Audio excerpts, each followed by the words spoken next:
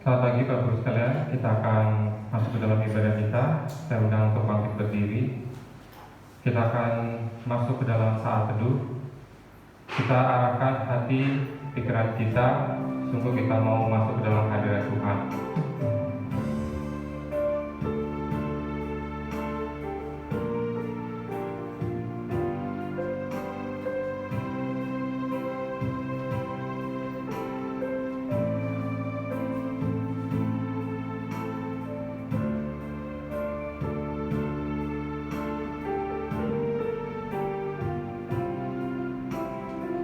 Tuhan, aku cinta pada rumah kediaman-Mu dan pada tempat kemuliaan-Mu bersemayam. Sungguh kita rindu untuk masuk ke dalam hadirat-Nya.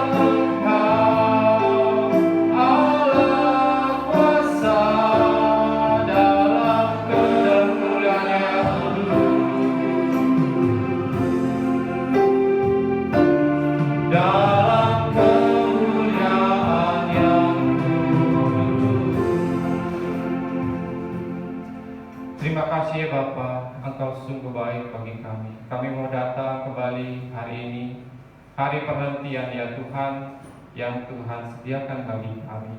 Kami mau bersyukur ya Tuhan kepadamu untuk segala kebaikan Tuhan yang Tuhan nyatakan dalam kehidupan kami. Engkau telah memberkati kami setiap hari, sepanjang minggu dan sepanjang tahun ya Tuhan. Kami percaya tangan Tuhan turut campur dalam kehidupan kami. Engkau menjaga dan melindungi kami ya Tuhan di masa pandemi COVID ini ya Tuhan, sehingga kami boleh ada hari ini tetap dalam keadaan baik dan sehat ya Tuhan. Kami mengucap syukur ya Tuhan untuk segala kebaikan-Mu. Terima kasih Bapak sekali lagi ya Tuhan. Hari ini kami mau datang memuji menyembah-Mu ya Tuhan. Pimpin kami, hati kami ya Tuhan. Kami mau bawa kepada-Mu ya Tuhan. Biar tilik sekali lagi hati kami. Kami datang dengan penuh ya Tuhan kerinduan untuk memuji, menyembah dan menyenangkan hati Tuhan. Mungkin dalam hati kami mungkin ada beban yang berat, pergumulan ya Tuhan. Kami mau bawa kepada-Mu ya Tuhan. Sekali lagi hari ini biar kami boleh mendapatkan jawaban Tuhan, sukacita, damai sejahtera dari Tuhan. Terima kasih ya Bapa. Kami siap memuji menyembah-Mu ya Tuhan. Dan kami mau ya Tuhan, sekali lagi ampuni akan kesalahan dan dosa kami ya Tuhan. Kami percaya Engkau Allah yang baik, Engkau Allah yang maha kasih, maha pengampun. Engkau mengampuni akan kesalahan dan dosa kami ya Tuhan. Sucikan hati kami, layakkan hati kami ya Tuhan, sehingga kami boleh dapat memuji dan menyenangkan hati Tuhan dengan sukacita ya Tuhan. Terima kasih Bapa, pimpin ibadah kami dari awal hingga akhir. Kami berdoa hanya di dalam nama Yesus Kristus, Tuhan dan Juru Selamat kami yang hidup. Amin. Kita akan mengakui pengakuan iman rasuli.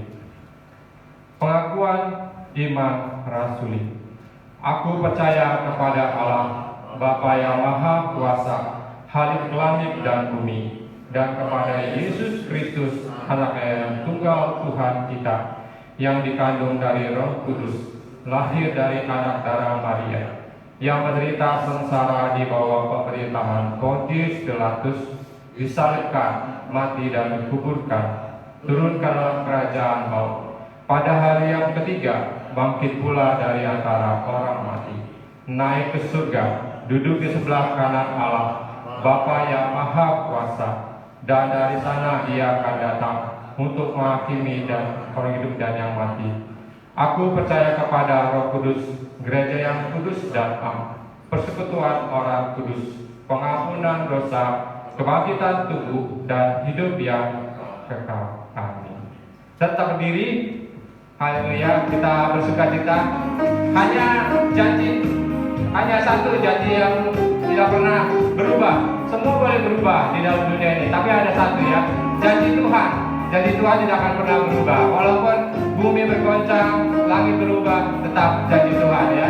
Dia memberikan keselamatan buat kita. Yuk kita bertepuk tangan. Kita katakan, Tuhan kita pasti, janji Tuhan pasti digenapi.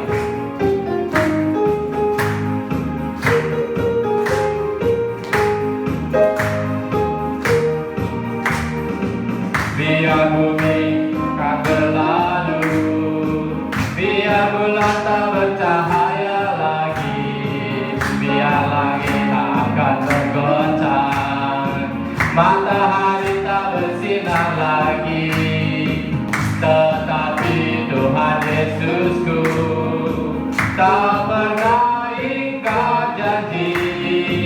Semua yang difirmankannya pasti akan digenapi. Yang pria saja, yuk nyanyi yang pria. Biar bumi akan berlalu, biar bulan tak bercahaya lagi, biar akan bergoncang, matahari tak bersinar lagi, tetapi Tuhan Yesusku tak pernah ingkar janji. Semua yang difirmankannya pasti akan digenapi. Yang wanita, biar bumi akan berlalu,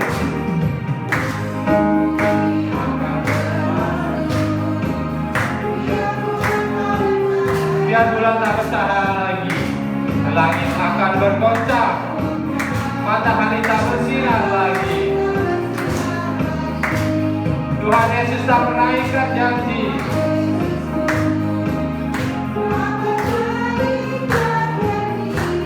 Semua yang difirmankannya pasti digenapi. Kita nyanyi bersama-sama ya. Biar bumi akan berlalu, biar bumi akan berlalu, biar tak bercahaya lagi, biar langit akan tergoncang, matahari tak bersinar lagi, tetapi Tuhan Yesusku tak pernah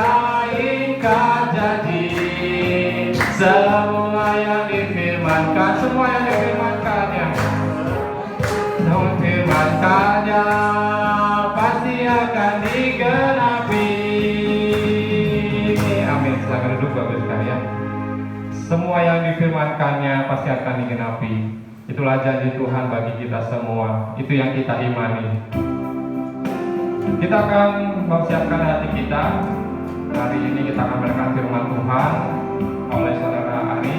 Kiranya Tuhan memimpin kita untuk boleh mendengarkan firman Tuhan. Kita nyanyikan lagu ini. Firman hidup, firman ajaib.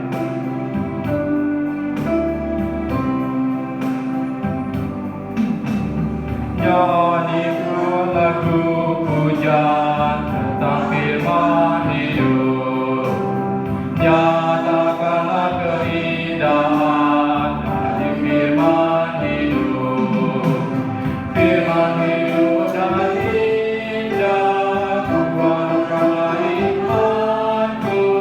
Firman indah, firman ajaib, firman memberi hidup. Firman indah, firman ajaib, firman memberi hidup. Kristus telah diurapi, memberi firman hidup. Orang berdosa dengarlah suara firman hidup yang memberi kelepasan dan membawa ke surga. Firman indah, firman ajaib, firman memberi hidup. Firman indah, firman ajaib, firman memberi hidup. Intro.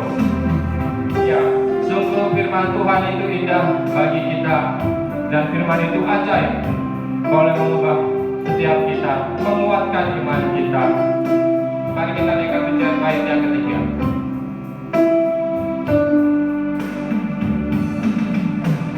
Bergema panggilan Injil tentang firman hidup, memberikan pengampunan serta kedamaian.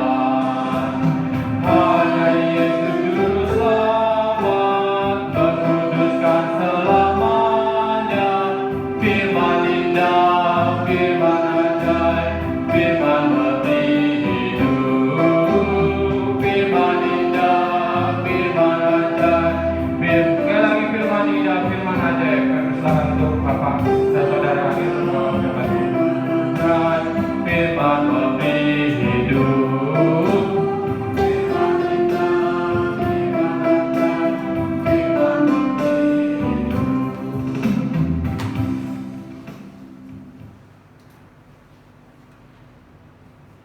Oke, shalom, selamat pagi. Mari kita bersatu hati, kita mau berdoa menyambut kebenaran firman Tuhan. Bapa di dalam kerajaan surga, kami sungguh bersyukur kalau pada hari ini dalam anugerah Tuhan kami boleh kembali berkumpul di tempat ini, baik untuk memuji Tuhan maupun juga untuk mendengarkan kebenaran firman Tuhan. Oleh sebab itu, bantulah kami yang lemah dan terbatas ini, biarlah Roh-Mu yang kudus boleh menaungi hati kami dan pikiran kami, agar kami sungguh boleh mengerti apa yang menjadi kebenaran firman Tuhan bagi kami pada hari ini. Terima kasih Bapa di surga, terima kasih di dalam nama-Mu kami berdoa. Amin.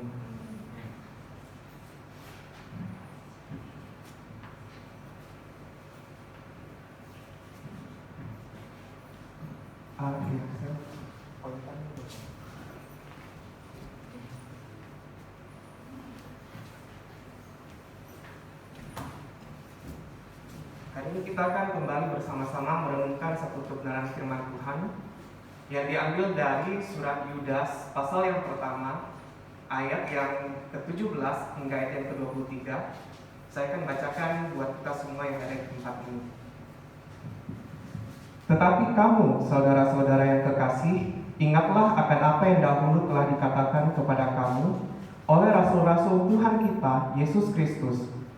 Sebab mereka telah mengatakan kepada kamu, menjelang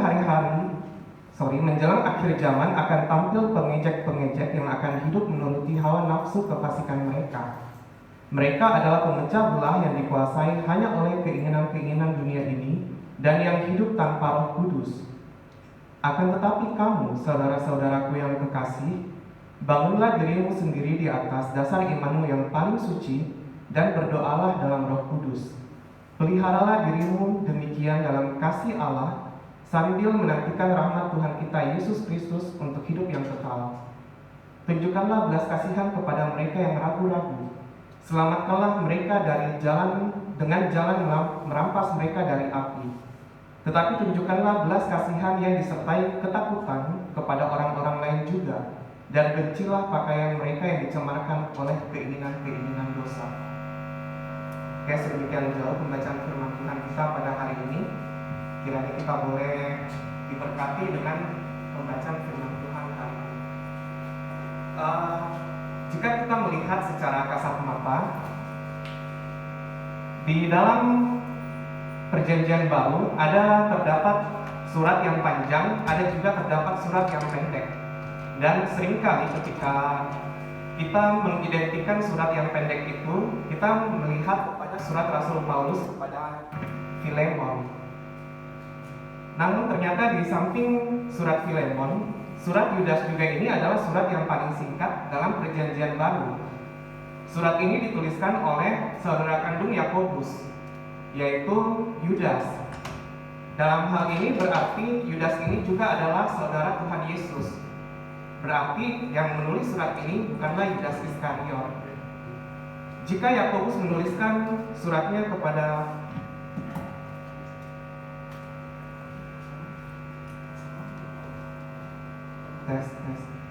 Jika yang lalu kita menemukan bahwa Yakobus menuliskan suratnya secara khusus kepada 12 suku di perantauan, maka pada hari ini kita akan melihat bahwa Yudas menuliskan surat ini kepada setiap orang yang percaya pada umumnya. Setiap orang yang sudah terpanggil menerima anugerah keselamatan, setiap orang yang dikasihi oleh Allah Bapa, dan setiap orang yang dipelihara sampai kepada kedatangan Tuhan Yesus yang kedua kali. Tema besar dari surat ini adalah berkaitan dengan penyesatan terhadap iman Kristen yang akan terjadi pada akhir zaman. Surat ini cukup pendek, hanya terdiri dari 1 pasal dan 25 ayat. Jadi mungkin kalau Bapak Ibu Saudara sekalian penasaran dengan apa yang menjadi tulisan Yudas dalam bagian ini, mungkin Bapak Ibu Saudara sekalian boleh kembali membacanya nanti.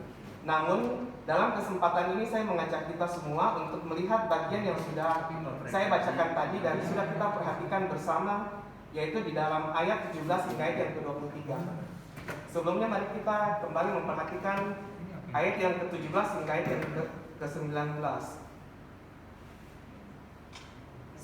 Sebelum ayat-ayat ini dituliskan, Yudas menjelaskan tentang siapakah guru-guru palsu dalam bagian sebelumnya, serta apa yang akan menimpa mereka ketika Tuhan Yesus datang yang kedua kalinya. Ternyata guru-guru palsu tersebut bukanlah orang-orang yang ada di luar komunitas orang percaya pada waktu itu, tetapi justru guru-guru palsu itu adalah orang-orang yang berada dalam komunitas orang percaya.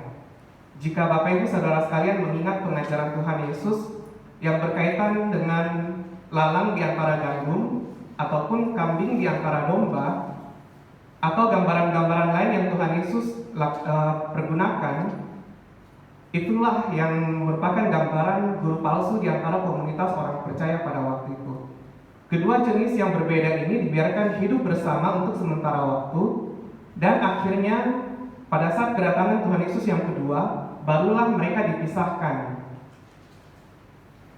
Guru-guru palsu ini ada di tengah komunitas orang percaya dengan tujuan untuk menarik setiap orang percaya untuk meninggalkan iman percaya mereka kepada Tuhan Yesus, untuk mengikuti jalan yang mereka ajarkan, untuk mengikuti pengajaran-pengajaran dan tingkah laku mereka. Dalam ayat yang ke-19 di situ Yudas menuliskan bahwa mereka ini adalah pemecah belah yang dikuasai hanya oleh keinginan-keinginan dunia ini, hanya oleh hawa nafsu sementara. Pikirannya berujung pada keuntungan pribadi mereka sendiri, baik itu keamanan, kenyamanan, popularitas, materi, atau hal-hal yang lainnya. Dan mereka ini hidup tidak mengandalkan Roh Kudus dalam kehidupan mereka sehari-hari. tetapi mereka hidup berdasarkan pengertian mereka sendiri. Kalau dalam perumpamaan Tuhan Yesus, guru-guru palsu dan pengikut-pengikutnya ini seperti lalang dan seperti kambing yang memang dari semula telah ditetapkan untuk binasa. Tetapi Yudas berkata kepada orang-orang percaya dalam ayat yang ke-17, "Tetapi kamu saudara-saudaraku yang kekasih, ingatlah apa yang dahulu telah dikatakan kepada kamu oleh rasul-rasul Tuhan kita Yesus Kristus." Kita melihat bahwa dalam bagian ini Yudas dengan jelas yang menuliskan, "Ingatlah apa yang dahulu telah dikatakan kepada kamu oleh rasul-rasul Tuhan kita."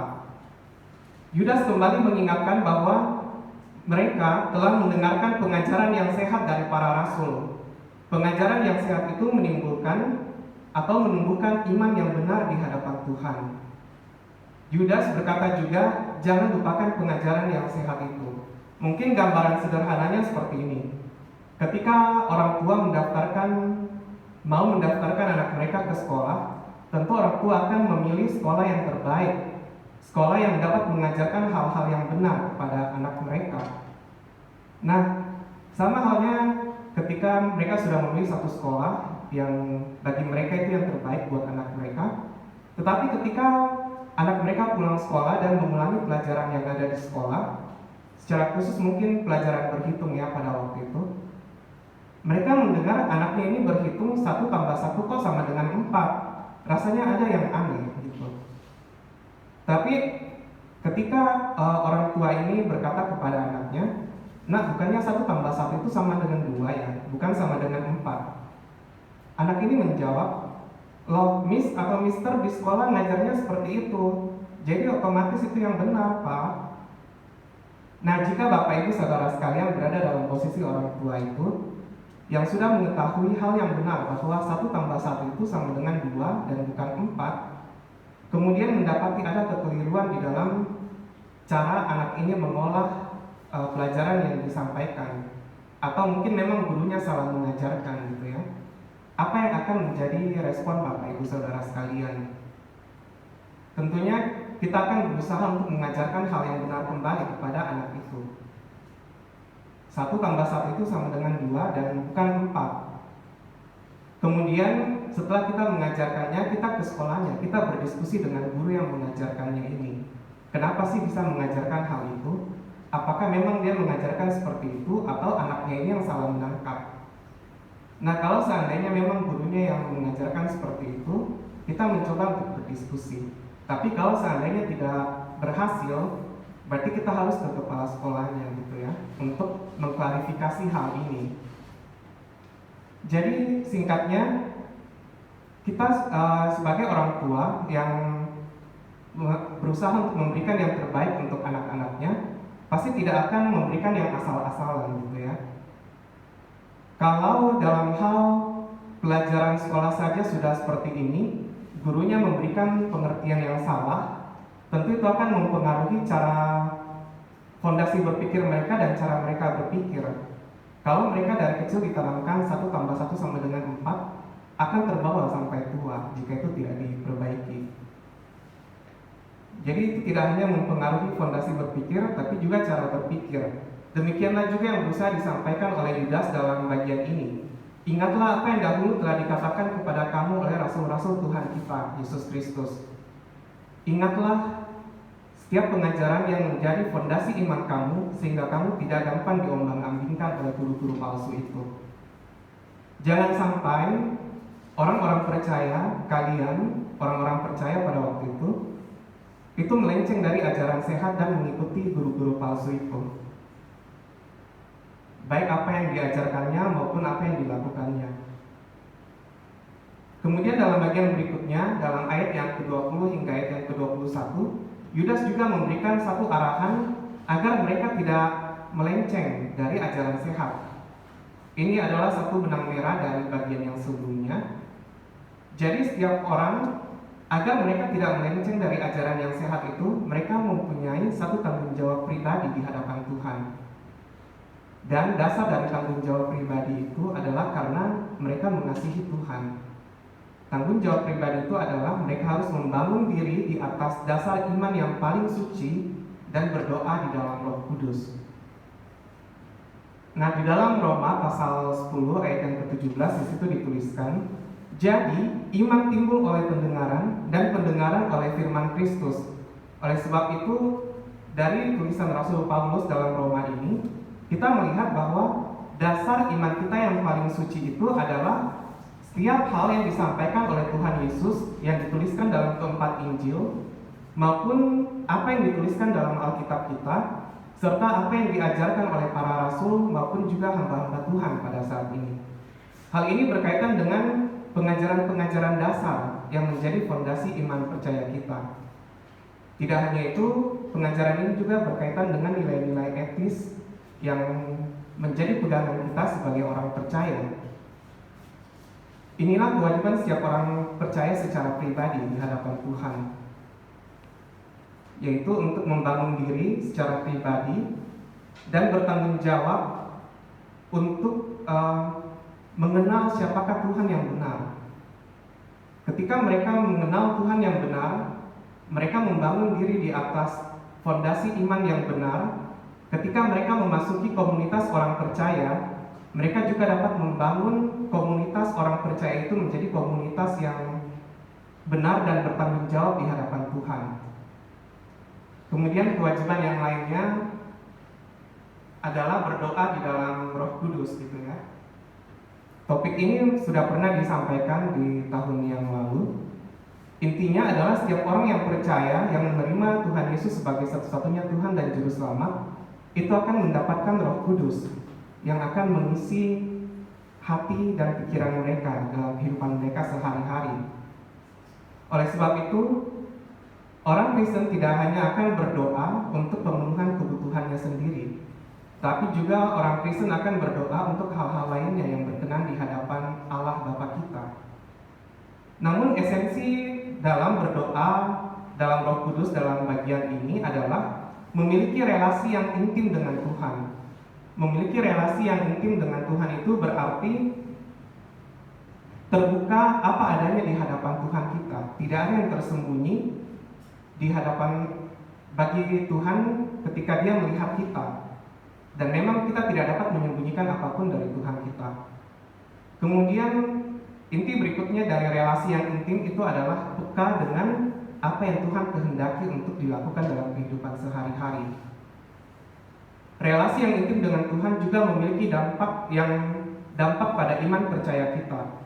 Jika setiap orang percaya di dalam komunitas orang percaya ini memiliki relasi yang intim dengan Tuhan, maka komunitas itu akan menjadi komunitas yang bertumbuh.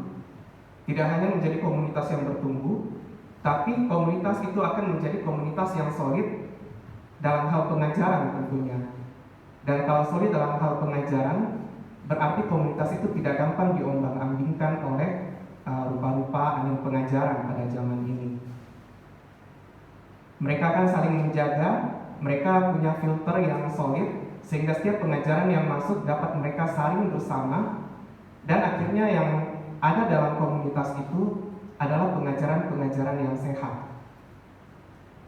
Dan kalau dalam komunitas itu hanya ada pengajaran-pengajaran yang sehat, maka komunitas itu akan bertumbuh secara sehat juga, bertumbuh dalam kasih dan anugerah Tuhan. Itulah yang dimaksudkan Yudas dalam ayat yang ke-21. Peliharalah dirimu demikian dalam kasih Allah sambil menantikan rahmat Tuhan kita Yesus Kristus untuk hidup yang kekal. Peliharalah dirimu sedemikian. Tinggallah di dalam, bangunlah imanmu sendiri di atas dasar imanmu yang paling suci dan berdoalah dalam Roh Kudus. Itu yang harus mereka terus pelihara dalam kehidupan mereka sehari-hari. Namun selain memiliki tanggung jawab secara pribadi di hadapan Tuhan, setiap orang percaya juga memiliki tanggung jawab terhadap sesama orang percaya di dalam komunitas mereka. Kalau kita melihat di ayat 22 dan ayat 23, Yudas menggunakan kata mereka untuk sesama orang percaya dalam komunitas. Tapi tidak hanya kepada sesama orang percaya saja Yudas memperingatkan mereka. Yudas juga menginginkan agar orang-orang percaya itu menaruh kasih dan perhatian juga kepada orang-orang yang belum percaya yang ada di luar komunitas mereka. Dan kita melihat Yudas memakai kata orang-orang lain juga. Jadi mereka untuk sesama orang percaya, orang-orang lain untuk orang-orang yang belum percaya yang ada di luar komunitas mereka. Kalau kita melihat sebenarnya dasar kewajiban ini adalah karena mereka juga mengasihi Tuhan. Jadi bukan yang lain, bukan karena hukum Taurat, bukan karena hal-hal yang lain, tapi mereka mereka membangun diri mereka di hadapan Tuhan. Mereka mengasihi sesama yang ada dalam komunitas, maupun juga mereka mengasihi orang-orang yang di luar komunitas. Dasarnya hanya satu, karena mereka mengasihi Tuhan. Dalam ayat 22-23a di situ dituliskan, tunjukkanlah belas kasihan kepada mereka yang ragu-ragu. Selamatkanlah mereka dengan jalan merampas mereka dari api. Arti sederhana dari kalimat ini adalah mereka yang ragu-ragu itu seperti sedang berada di persimpangan jalan. Mereka tidak tahu harus belok ke kanan atau ke kiri. Dalam arti sederhananya, mereka tidak tahu apakah pengajaran Tuhan ini yang benar atau guru-guru palsu ini yang benar. Jalan mana yang harus mereka ambil gitu ya. Setiap orang yang sudah membangun diri di atas dasar iman yang paling suci dan memelihara relasi yang intim dengan Tuhan, itu wajib menunjukkan belas kasihan dengan cara merangkul mereka yang ragu-ragu ini. Merangkul mereka untuk kembali mengikuti jalan Tuhan yang benar. Maka ketika orang percaya yang sudah melaksanakan kewajibannya secara pribadi di hadapan Tuhan ini, ketika mereka merangkul orang-orang yang masih ragu, mereka mengajak mereka untuk kembali untuk mengikuti jalan Tuhan, maka dia sudah menyelamatkan orang itu dari api, dari kematian kekal yang diakibatkan karena penyesatan yang dilakukan oleh guru-guru palsu itu. Oleh sebab itu, untuk menjadi orang yang merangkul sesamanya dan menunjukkan belas kasihan kepada mereka yang ragu-ragu dalam komunitas orang percaya, maka setiap orang Kristen harus menjalankan kewajiban mereka secara pribadi dulu di hadapan Tuhan. Yang sudah sempat kita bahas sebelumnya, yaitu kita membangun diri kita di atas dasar iman kita yang paling suci, yaitu kebenaran firman Tuhan dan juga pengajaran-pengajaran yang bertanggung jawab dan memelihara relasi yang intim dengan Tuhan. Setelah kita menyelesaikan tugas dan tanggung jawab kita secara pribadi di hadapan Tuhan, barulah kita dapat menjadi orang yang merangkul sesama kita. Itu mungkin seperti ketika seseorang yang pergi mendaki gunung ya, kemudian dia membawa peralatan serta perlengkapan yang dapat digunakan untuk melakukan pendakian itu. Seperti itulah orang-orang yang menyelesaikan atau melakukan tugas dan tanggung jawabnya secara pribadi di hadapan Tuhan.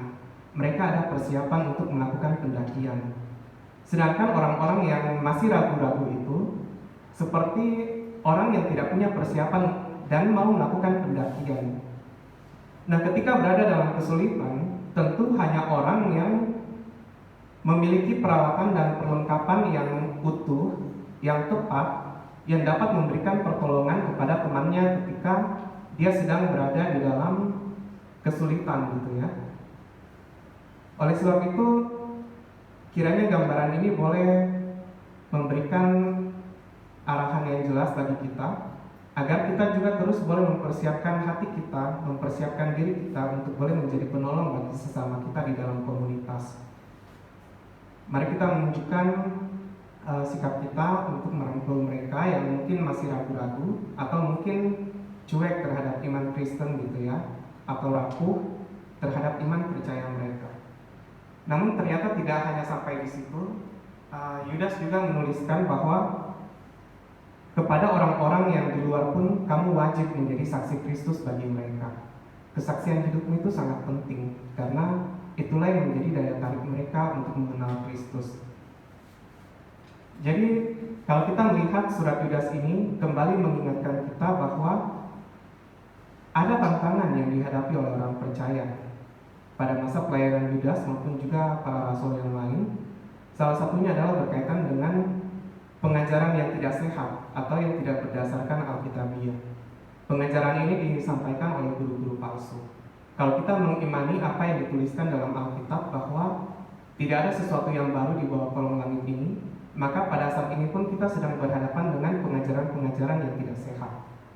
Secara khusus mungkin di dalam masa-masa COVID ini, kita melihat ada banyak traktat-traktat yang diedarkan gitu ya. Ya, saya tidak berkata bahwa traktat yang diedarkan itu semuanya tidak bertanggung jawab. Ada juga yang bertanggung jawab, tetapi ada mungkin dari institusi-institusi tertentu yang memang mungkin kita sudah tahu secara umum bahwa ini keliru pengajarannya. Nah, itu yang harus kita waspadai.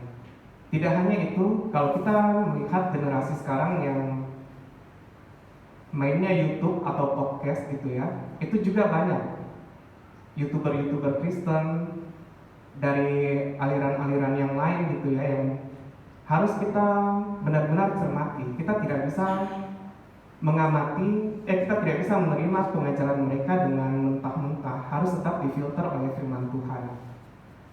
Nah, itu yang menjadi tantangan bagi kita pada saat ini.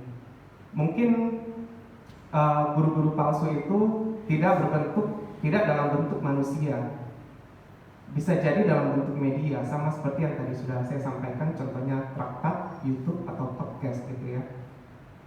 Dan ketika kita melihat adanya kecenderungan ada yang keliru dalam pengajarannya, maka kita tentu akan menjadi kurang damai sejahtera ketika membaca itu. Rasanya ingin merespon pengajaran itu, tetapi mungkin fondasi kita belum kuat. Fondasi kita ini merasa masih perlu terus diperlengkapi. Oleh sebab itu, mari kita terus memiliki semangat ini. Kiranya bagian perenungan dari surat Yudas ini boleh menjadi penguatan bagi kita.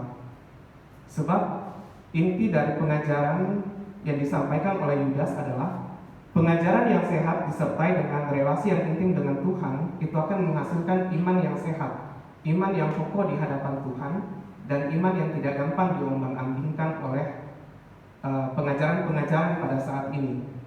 Ketika kita memiliki iman yang kokoh, fondasi iman kita sudah kuat gitu ya, kita akan dapat menjadi berkat bagi sesama kita yang ada di dalam komunitas orang percaya maupun orang-orang yang ada di luar komunitas kita. Tapi sampai kapan baru kita dapat yakin bahwa fondasi iman kita ini kokoh? Tentu saja tidak ada jawaban yang pasti, karena seumur hidup kita sebagai orang Kristen, kita akan terus belajar. Kita tidak boleh memiliki rasa puas karena sudah menguasai satu doktrin tertentu, tapi mengabaikan yang lain. Oleh sebab itu, biarlah semangat seorang murid terus ada di dalam hati kita, sehingga kita memiliki iman yang kokoh di dalam Tuhan dan boleh menjadi berkat bagi komunitas kita. Kiranya perenungan dari surat Yudas ini boleh menjadi berkat buat kita dan boleh memperbaharui komitmen kita di hadapan Tuhan dan sesama. Kiranya Tuhan menolong kita. Mari kita berdoa. Bapa di dalam kerajaan surga, kami pada saat ini bersyukur karena kami sudah boleh mendengarkan kebenaran firman Tuhan.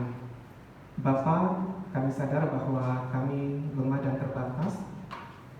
Kami masih harus terus memperlengkapi diri. Oleh karena itu, berikan kami semangat seorang murid untuk boleh terus belajar, untuk boleh terus memiliki kerinduan untuk memperkuat fondasi iman kami berdasarkan iman yang benar, dan juga memiliki relasi yang intim dengan Tuhan. Karena kami kembali diingatkan bahwa fondasi iman yang benar dan relasi yang intim dengan Tuhan itu merupakan dasar bagi kami untuk menghadapi dunia ini. Terima kasih Tuhan Yesus, terima kasih. Kami berdoa biarlah Tuhan boleh beranugerah dalam kehidupan kami. Di dalam nama-Mu kami berdoa. Amin.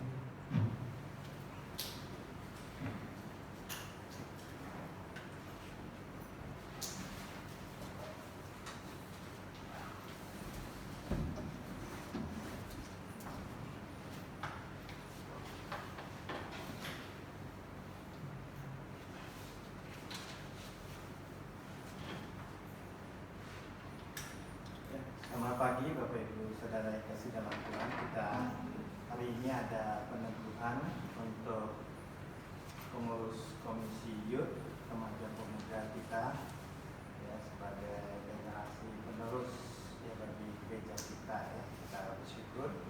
Nah hari ini kita akan penentuan, saya undang untuk pengurus maju ke depan.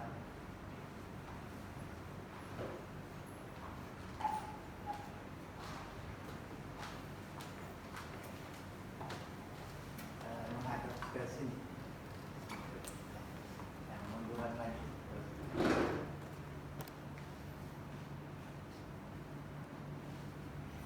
Sebagai dasar daripada firman Tuhan terambil dari 1 Petrus pasal 4 ayat yang ke-10. 1 Petrus pasal 4 ayatnya yang ke-10, demikian firman Tuhan. Layanilah seorang akan yang lain sesuai dengan karunia yang telah diperoleh tiap-tiap orang sebagai pengurus yang baik dari kasih karunia, atau diterjemahkan pengurus yang baik dalam arti mengelola dengan setia ya, atau dari pengurus yang baik mengelola dengan setia dari kasih karunia Allah. Nah, kita percaya Alkitab adalah firman Allah sebagai sumber otoritas ajaran dan tuntunan hidup orang percaya. Dan kita akan pengurus akan mengucapkan janji yang per kalimat, nanti ikuti saya ya, janji pengurus komisi youth ya. Yang pertama, setia beribadah dan melayani jemaat Gereja Kristen Kalam Kudus Duta Garden berdasarkan ajaran Alkitab yang adalah firman Allah. Saya ulangi, saya bagi dua ya. Setia beribadah dan melayani jemaat Gereja Kristen Kalam Kudus Duta Garden berdasarkan ajaran Alkitab yang adalah firman Allah. Yang kedua, melaksanakan tanggung jawab pengurus komisi,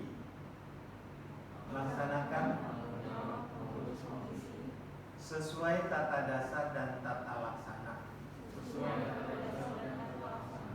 Gereja Kristen Kalam Kudus,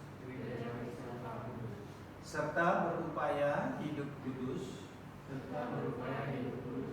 dan menjadi teladan bagi jemaat dalam kehidupan sehari-hari. Yang ketiga, bekerja sama dengan hamba Tuhan,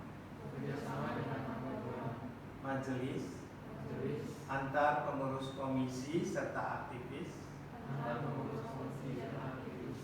sehati sepikir memperluaskan kerajaan surga dan Injil Yesus Kristus demi pertumbuhan gerejanya. Demikian saya berjanji, kiranya Roh Kudus menolong dan memampukan saya. Amin. Jemaat, mari kita berdiri. Kita akan mendoakan sama-sama untuk doa penutupan.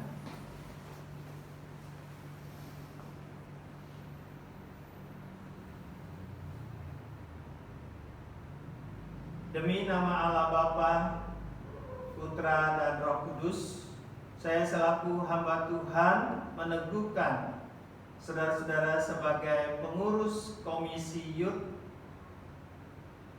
Kiranya Allah Tritunggal memampukan dan memberikan karunia dalam pelayanan serta memakai saudara di dalam pengembangan pekerjaan Tuhan untuk kemuliaan nama Tuhan. Amin. Menghadap ke jemaat, inilah pengurus youth, tapi satu orang, yaitu Saudara Abia berhalangan. Ya, demikian, silakan terus kembali.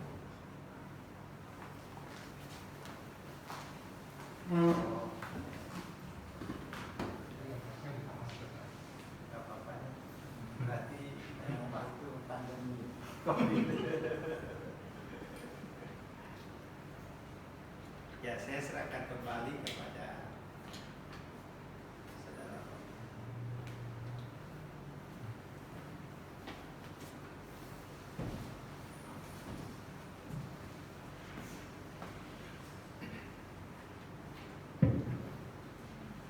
Ya, begitu sungguh indah firman Tuhan. Kita boleh hidup tetap menjaga iman kita kepada Tuhan sambil kita berdoa dan juga sambil kita menantikan janji Tuhan, janji keselamatan. Biarlah kita boleh tetap memelihara iman kita dan kita boleh menjadi saksi kepada teman-teman kita seiman dan juga teman-teman kita yang di luarnya. Kita akan menyanyikan lagu ini. Kita boleh menjadikan diri kita jadi saluran berkat bagi banyak orang.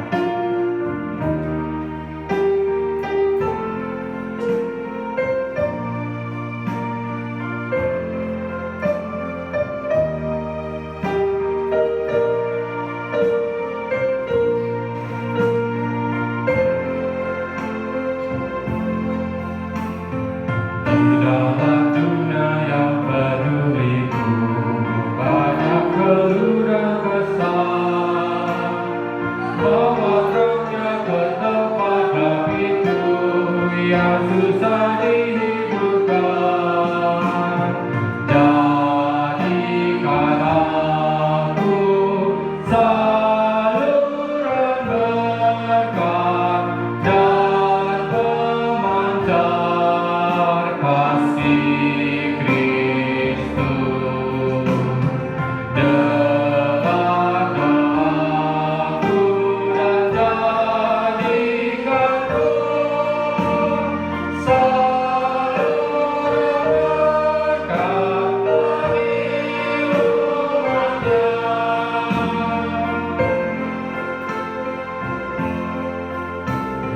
Beritakan tentang kasih Tuhan, tentang pengampunannya.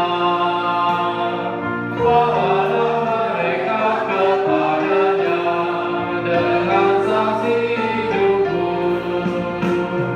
Jadikan aku saluran berkat dan pemancar kasih Kristus. Dalam doaku dan jadikanku saluran berkat bagi. Jadikan aku saluran berkat. Kalau silakan supaya yang berwajib di depan membawakan doa siapa? Saluran berkat pemancar terang Kristus. Dengar doaku dan jadikanku saluran berkat bagi umatnya. Mari saudara kita bangkit berdiri.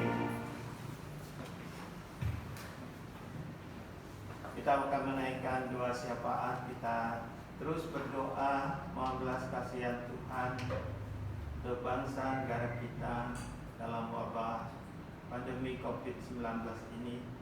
Kita mohon supaya Tuhan dengan kemurahannya juga boleh menolong bangsa negara kita semua, daripada aparat pemerintah dan juga dari Bapak Presiden seluruhnya. Biarlah Tuhan memberi hikmat bijaksana dari Tuhan, dan serta dampak-dampaknya kita mohon supaya Tuhan juga yang memimpin bangsa negara kita. Kita berdoa juga untuk pengurus yang baru ditentukan, baik pengurus komisi youth dan juga komisi sekolah minggu yang sudah ditentukan. Kita menyerahkan juga di dalam doa penyerahan untuk keluarga kita masing-masing. Dan kita juga bersyukur membawa persembahan kita. Mari kita berdoa di dalam hati masing-masing, dan saya akan memimpin doa. Bapa Surgawi, kami mengucap syukur, terima kasih Tuhan untuk kasih pemeliharaan Tuhan dan di dalam kehidupan daripada setiap kami ya Tuhan. Tuhan, kami mau menyerahkan setiap kami di tengah keluarga kami masing-masing Tuhan. Dan Engkau juga yang senantiasa di dalam pemeliharaan dan pimpinan Tuhan. Biarlah kami juga boleh selalu Tuhan di dalam segala perkara kami boleh datang kepadamu. Kami boleh hidup berserah kepadamu. Dialah Tuhan yang boleh menolong kami. Dialah bukan saja kami boleh memelihara iman kami, meneguhkan iman kami. Kiranya juga kami juga boleh menjadi saksi-Mu Tuhan, di mana kami boleh berada. Di tengah-tengah masa pandemi ini Tuhan, kami mau menyerahkan bangsa negara kami Tuhan di dalam wabah COVID-19. Kami mohon kemurahan dan belas kasihan Tuhan. Kiranya juga boleh menolong bangsa kami di dalam menanggulangi daripada wabah ini Tuhan. Untuk setiap mereka yang terpapar di rumah sakit di seluruh Indonesia Tuhan, kiranya kemurahan Tuhan dan belas kasihan Tuhan juga yang boleh menolong menyembuhkan mereka.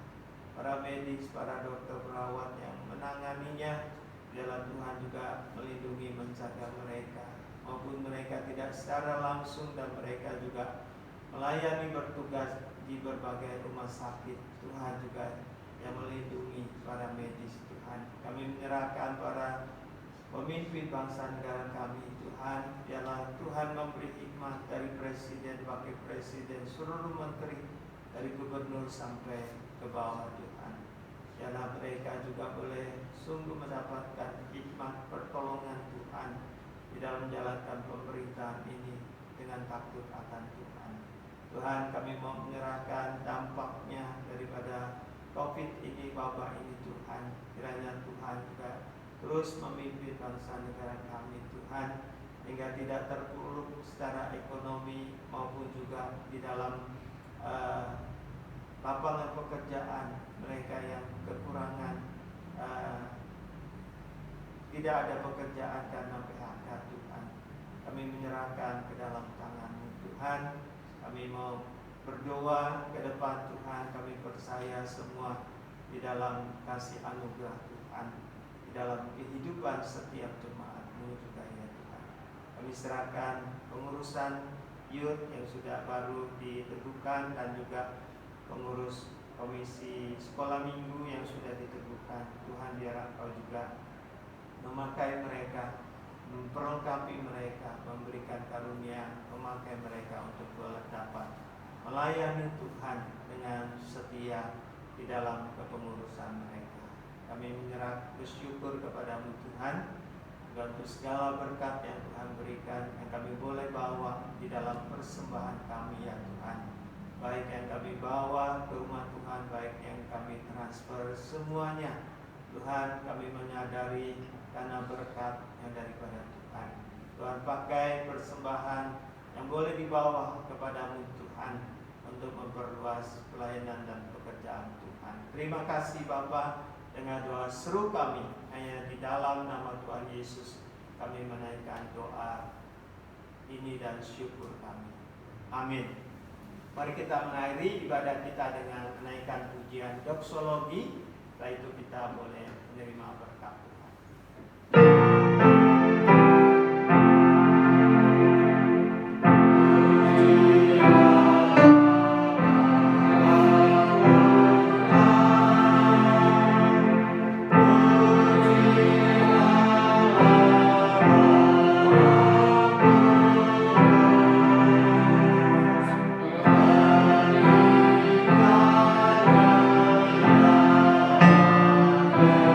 Sang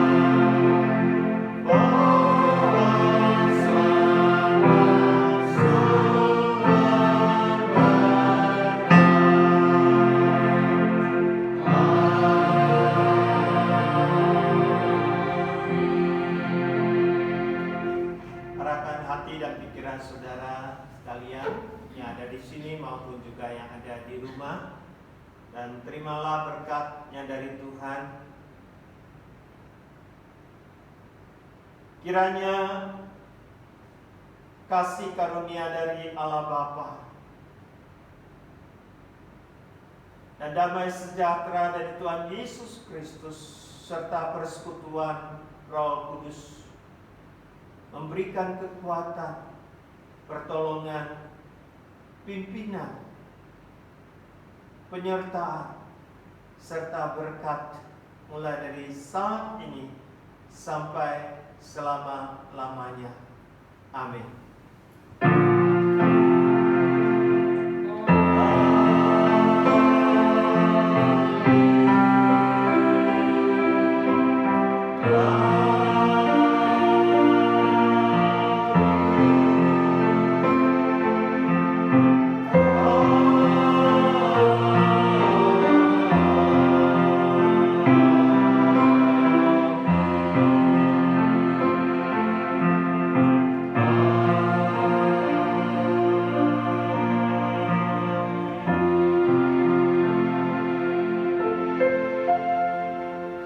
Silakan duduk, doa teduh, ibadah selesai. Tuhan memberkati.